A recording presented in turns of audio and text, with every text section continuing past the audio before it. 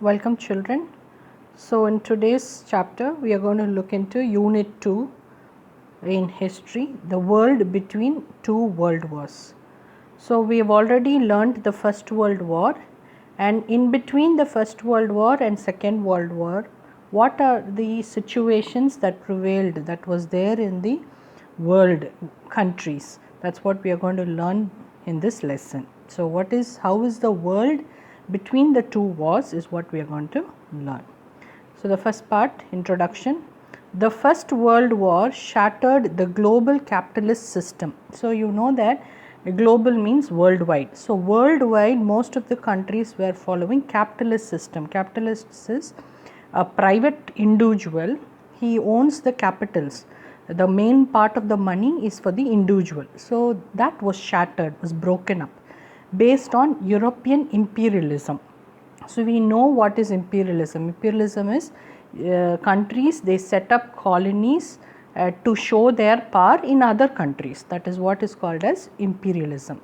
The European powers were gravely weakened by the war financially and politically. So the European powers, they were weakened by the war in two ways. One was financially is money wise, and politically. The conflict, that is the fight between the workers and the ruling classes that controlled the government, became intense. So there was a fight between the workers and the ruling class. Ruling class is compared to the government actually. So there was a fight between these two people, and that became more and more. As a result of this, fascism emerged in Italy. So we can see that the fascism is a set of ideas where you have dictatorship, one person ruling it. So that's called fascism, and this emerged, it came out in Italy and Germany. Anti-colonial struggle. So we know already colonialism, colonies. So there were people who opposed colonies. So anti-colonial struggles, they got intensified, they become more and more as the colonial powers were weakened by the war. So countries which were focusing on setting up colonies, they became weakened because of the war. So people who are against it, they started to improve. As we saw in the last chapter, the crisis, so that is differences, difficulties in the Western world had led to the outbreak of World War I. We now turn to the social and political developments in the world after the end of the war. So here in this lesson we are going to learn about what happened in the social and political developments in the world after the World War. The Great Depression. So here we can see the depressions. Here we are able to learn developments in the post World War. So what happened to the developments in the post World War? The First World War led to the expansion of certain industries in the hope that wartime boom would continue. So here if you see, after the First World War, certain industries, which kind of industries? Industries making weapons, those kind of industries started to grow because it was wartime. So the countries thought they could produce more and more weapons, and they thought that war will continue hereafter. However, when the war came to an end, the industries that grew to meet wartime requirements had to be abandoned or modified. But what happened suddenly when the war came to an end? These industries, they had no requirements because weapons were not needed. So these kind of industries were left out or they had to be modified. The situation was made worse by the political complications caused by the Treaty of Versailles.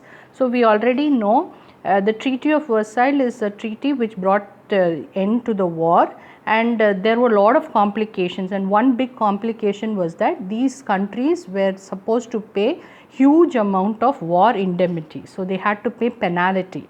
So that was a situation that they faced in the World War.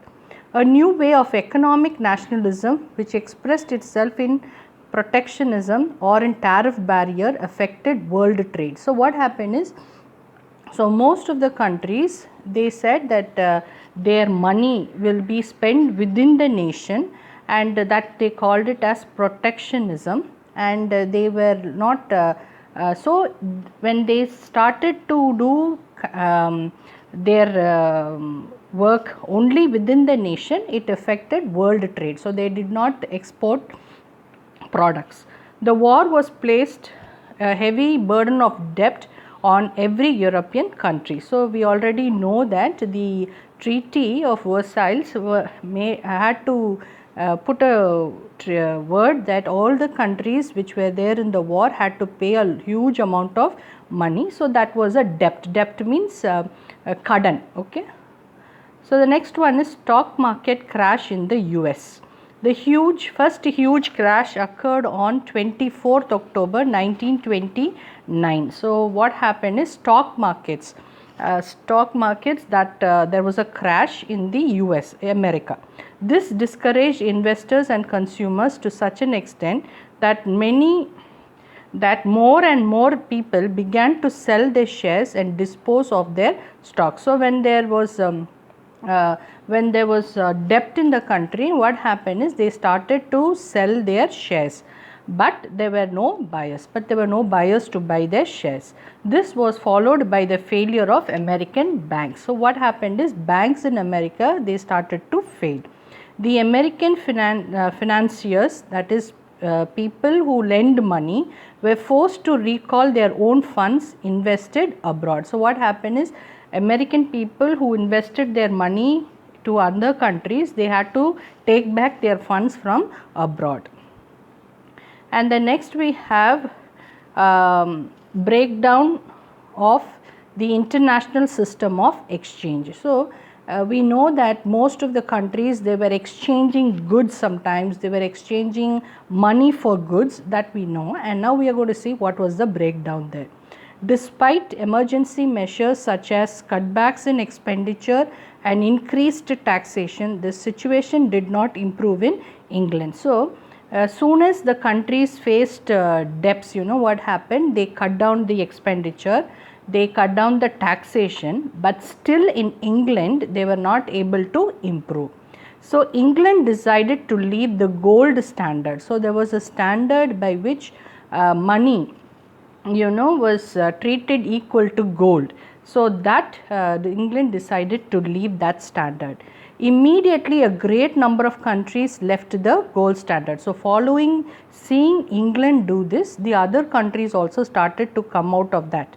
Each nation adopted a policy of protectionism and devaluation of currency. So here what happened here we have to learn is, each of the nation, they were more concerned about protecting their own country, and they did not value their currency in terms of gold. Devaluation forced creditors to stop lending. So when money was not valued, they were not able to lend to other countries. This led to worldwide credit contraction. So giving money, contraction means became small. Thus the defensive measures adopted by various nations to safeguard their economic interest. So what was this measure? What was the step that countries took? They wanted to save their own country. So that led to an unprecedented decline. So never this kind of work was not done before at all. Unprecedented means this was never done before in the world. So decline in world economic activity. Decline is fall, downfall. As its effect was deep and prolonged, economists and historians call it the Great Depression. So because of this period was called as Great Depression. So here they give you a small hint about what is gold standard.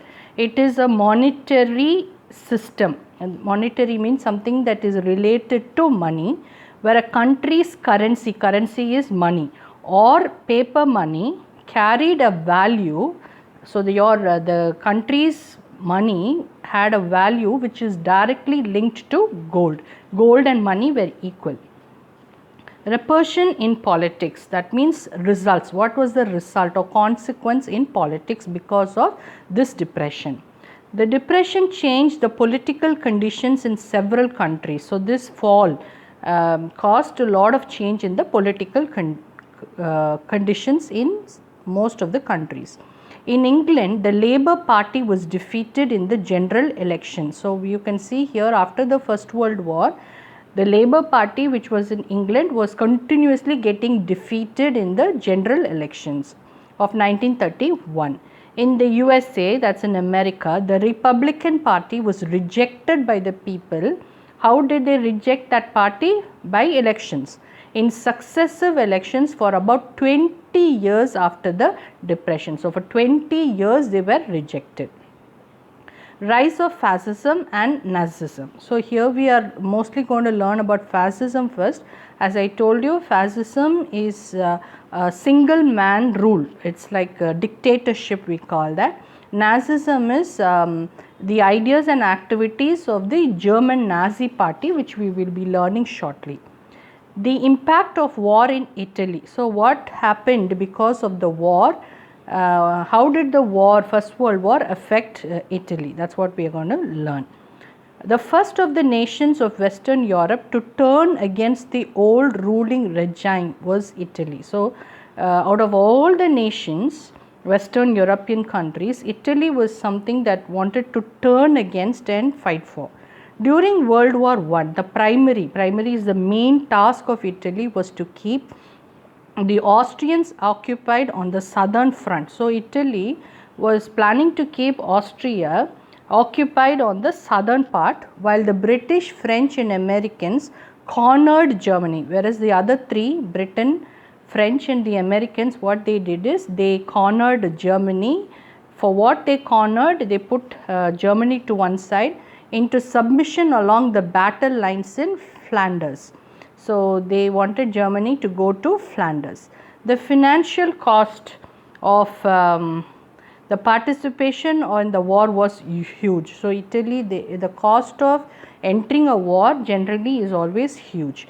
Moreover, after the war, what happened is, after the war, in the sharing of the spoils, that means whenever there is a war, the end will be they will have to pay some debt or they will enjoy whatever they have received. Italy got less than she expected. The country suffered heavy losses in war that was unpopular with both socialist and pro-Austrian Catholics. The nationalists were equally unhappy with the marginal gain in territory from the Treaty of Versailles. So, here we can see the nationalist people, the people of Italy, they were equally unhappy because they did not gain territories because from the Treaty of Versailles.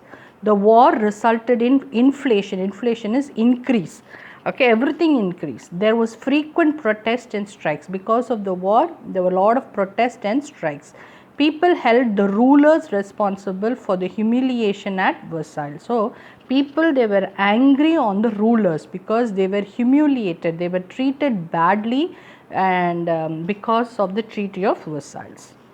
The next is emergence of Mussolini. So, he is a great man, and you need to learn two great people we will be learning here. One is Hitler and the other one is Mussolini.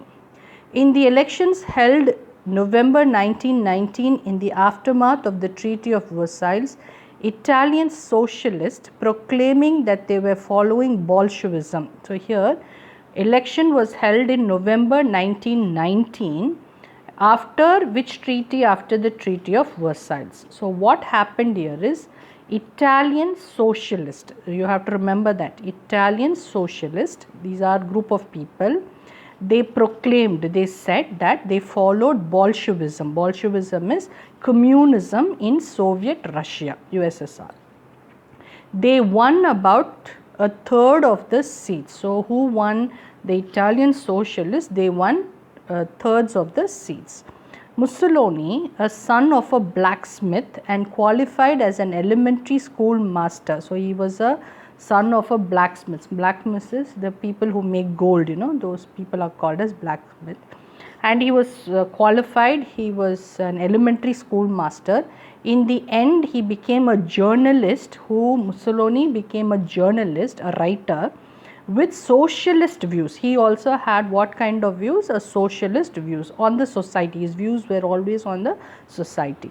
He was a forceful speaker. He was a very talented speaker. Mussolini began to support the use of violence. So what did he support? He said violence, fighting is the main something that he supported, and broke with the socialists. So he always had fights with the socialists. Why did he fight? He opposed Italy's entry into the war. Who opposed these Italian socialists? They opposed Italian entry into the war, whereas Mussolini, he supported it. When the Fascist Party was founded in 1990, so now there was a group, new group, which is called as the Fascist Party. This was founded in 1919. Mussolini immediately joined it. So he went and joined the Fascist Party. As what are fascists? Who are these fascists? What kind of thoughts they have? They stood for authority. They always take authority into their hands, the rule into their hand. They had good strength and they were good at discipline. They support came from, so once this group had authority, they had strength, they had discipline. So seeing this, support came from industrialists, people from many industries, they came to this group. Nationalist people from the nation, ex-soldiers, soldiers before class, the middle class, and discontented youth. Discontent means youth who were not happy about the present situation are called as discontented youth. The fascists resorted to violence freely. So you should remember, what is their main thought of fascists? They always went for fight. So violence. In October 1922, in the context of a long ministerial crisis, Mussolini organized the fascist march on Rome. So in 1922, there was a ministerial crisis. Crisis is kind of a difference, okay, difficulty. Mussolini, he organized, he set up a march to Rome, okay, he went marching along to Rome, impressed by the show of force. So this was seen by the king, and impressed by that, the king invited Mussolini to form a government. Why? Because he had a big group, and seeing how he organized that march to Rome, the king invited him to form a government. The inability of the Democratic Party leaders to combine and act with resolution facilitated Mussolini's triumph. But the Democratic Party leaders, they were not able to combine and act. So that, because of that, Mussolini was able to take up the triumph. He was able to win. So we are going to learn what fascism is. Fascism is a form of radical authoritarian ultra-nationalism. So authority we already learnt, okay. So, and ultra-nationalism, ultra is something new. It was characterized by dictatorial power. Dictatorial means one man power is called dictatorial power. They were forcible suppression. By force they were able to suppress any kind of opposition, and strong regimentation of society. So society for them should be disciplined. That's what we call it as regimentation. So they had a very disciplined society, and they were so much disciplined in the economy, which came to prominence in early 20th century Europe. So this was very prominent, very famous during the 20th century. Now fascist under Mussolini. So you can see that man. In 1924 elections, after intimidation of the electors, so here intimidation is frightening, okay, 65% of the votes were cast for the fascists. So now you can see that 65% of the votes were cast for that fascist party. Matteotti, a social leader who questioned the fairness of the election. So there was another socialist leader who is called as Matteotti. What he did is, he asked, is that election that was done in 1924 perfectly done? Was there any mistakes? That was called as a fairness. So he wanted to know that, okay, that was question. He was murdered. So when somebody like him opposed, he was murdered. The opposition parties boycotted the parliament in protest. So what happened to the opposition? The opposite party, they left the parliament protesting for this. Mussolini reacted by banning opposition parties. So what did Mussolini do? He banned the opposition parties. He stopped the opposition parties and he censored, he cut the press, because press is the news. The news is where you take it to the people. So he cut all that. Opposition leaders were killed or imprisoned. So what did Mussolini do? He killed the people who were opposing it, and or they were put in jail. Assuming the title of two dukes, the leader, that is the second leader we are learning, the dukes. In 1926, he became a dictator, that is two dukes. He became a dictator with power to legislate. Legislate is to make laws. He passed a law forbidding strikes and lockouts. So this Deuce 2, what he did is he made a law forbidding, means stopping strikes and lockouts. Unions and employers were organized into corporations. So here what happened is unions is a group, and employers were made into corporations. In 1938, Parliament was abolished. Abolished is completely stopped, it was pulled down, and was replaced by a body representing the Fascist Party and the corporation. So now Parliament was taken off, and what happened was there was two types of groups. One is the Fascist Party, the other one is the corporation. What was the corporation we just now saw? It was union and employers. This new arrangement bolstered means supported Mussolini's dictatorial control of the economy, as well as enabling him to wield is to make enormous power as head of the administration and the armed forces. So when he created this body, it helped him to have a dictatorial control. Dictatorial means one man control of the economy. Economy is money. Mussolini's pact with Pope. In order to give respectability to the Fascist Party, Mussolini won over the Roman Catholic Church. So what happened is he wanted to make the Fascist Party much more stronger and give its respect. So what happened is he took to the Roman Catholic Church, and he said that the Vatican City was an independent state. So he went to the Vatican City and he said that Vatican City will be an independent state. In return to what he did, the church recognized the kingdom of Italy. So the church was able to understand, recognized it as the kingdom of Italy. The Roman Catholic faith was made the religion of Italy. So Roman Catholic was made as a religion for the people of Italy, and compulsory religious teaching in school was ordered. So what he did is he said that catechism was to be taught in all the schools. The Lateran Treaty incorporating the said provisions was signed in 1929. So all this was written in the form of a treaty. Treaty is a written deal, okay, written law, and that's called as the Lateran Treaty, and all in that treaty all these was written and it was signed in 1929. Italy during the Great Depression. So during the years of the Great Depression, the much publicized public works of building new bridges, roads, canals, hospitals and schools did not provide solution to the unemployment problem. So though there were a lot of bridges constructed, new buildings came up, roads came up, canals came up, hospitals came up, but unemployment work was not solved at all. In 1935, Mussolini invaded Ethiopia. Now what happened is Italy was suffering a great problem of unemployment. At that time Mussolini, he invaded, he went for fight to Ethiopia.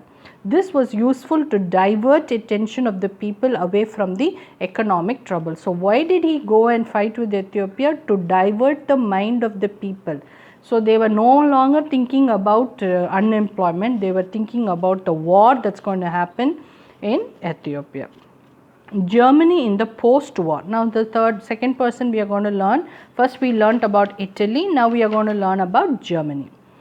From 1918 to 1933, Germany was a republic. Republic, as you know, it's a power by given by the people, okay, and elected people are there, like how India is, okay. It's not a king rule, it's a people rule.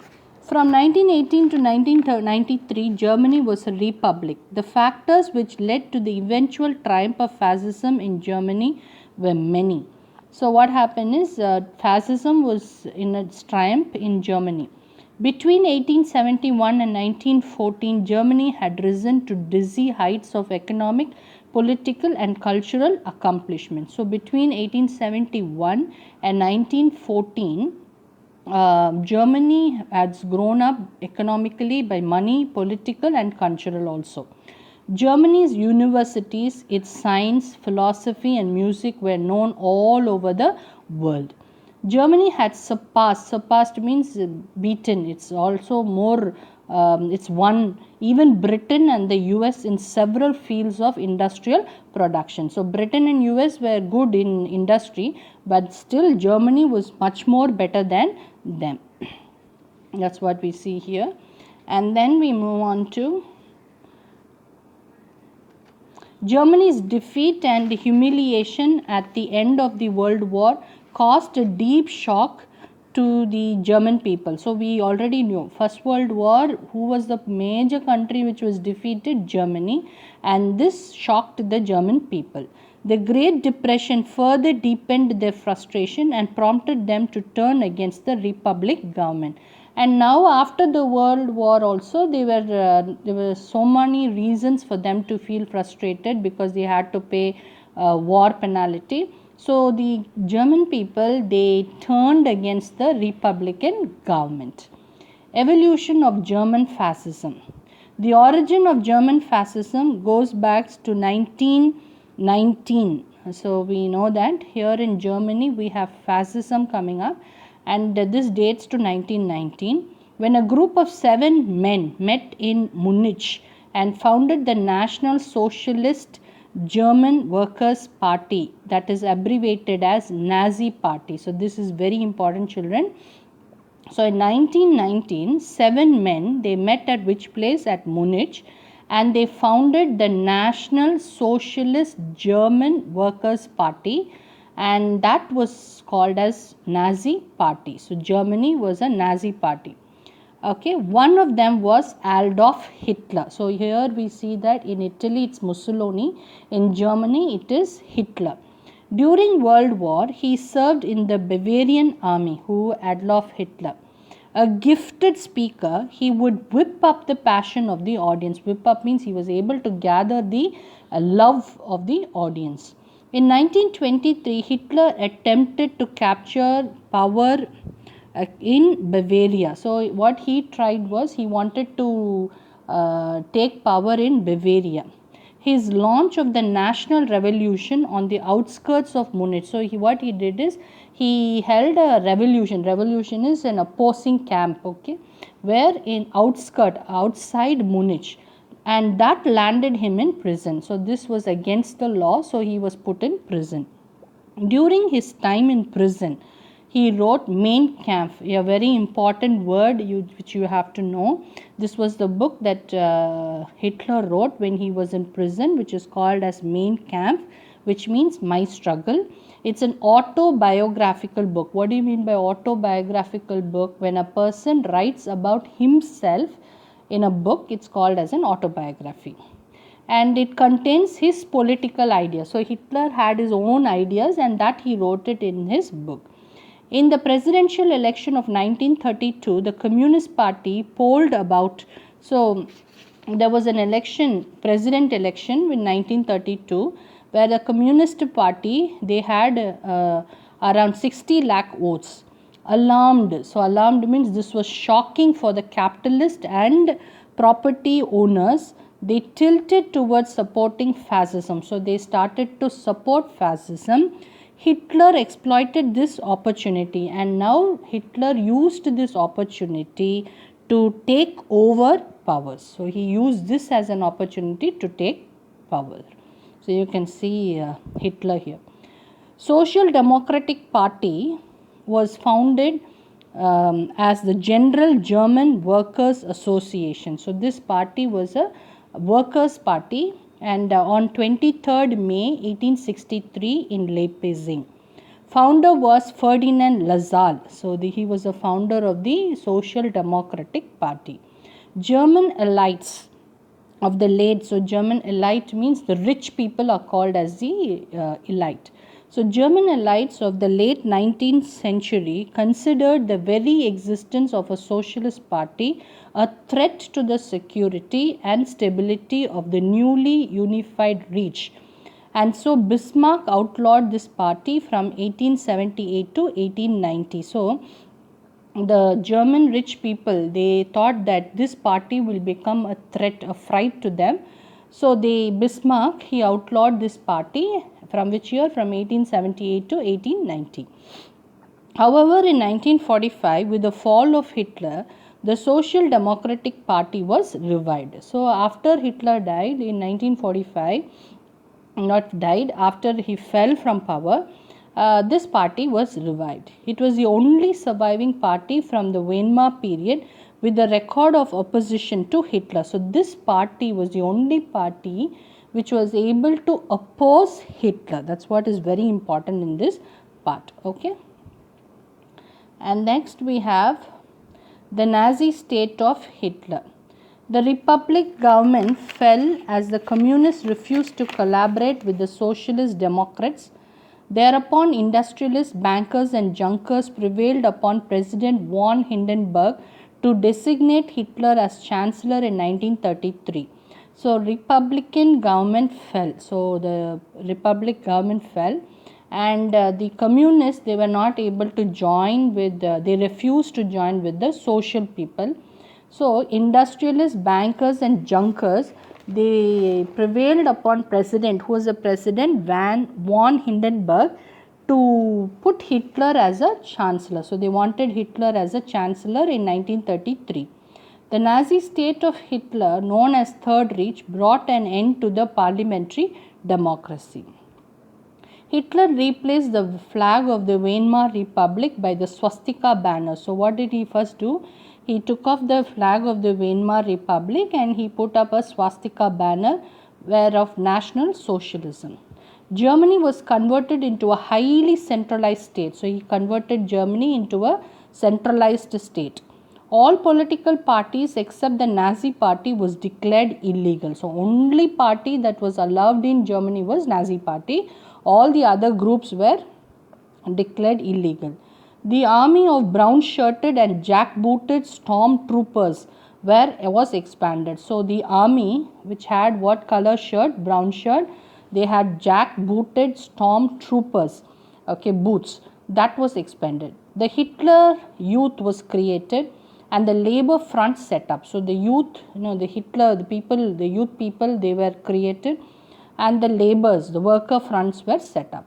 Trade unions were abolished. Trade is exports, okay. Business unions were abolished. Their leaders were arrested. Strikes were made illegal. So, strikes was not allowed. Wages, paying money, were fixed by the government.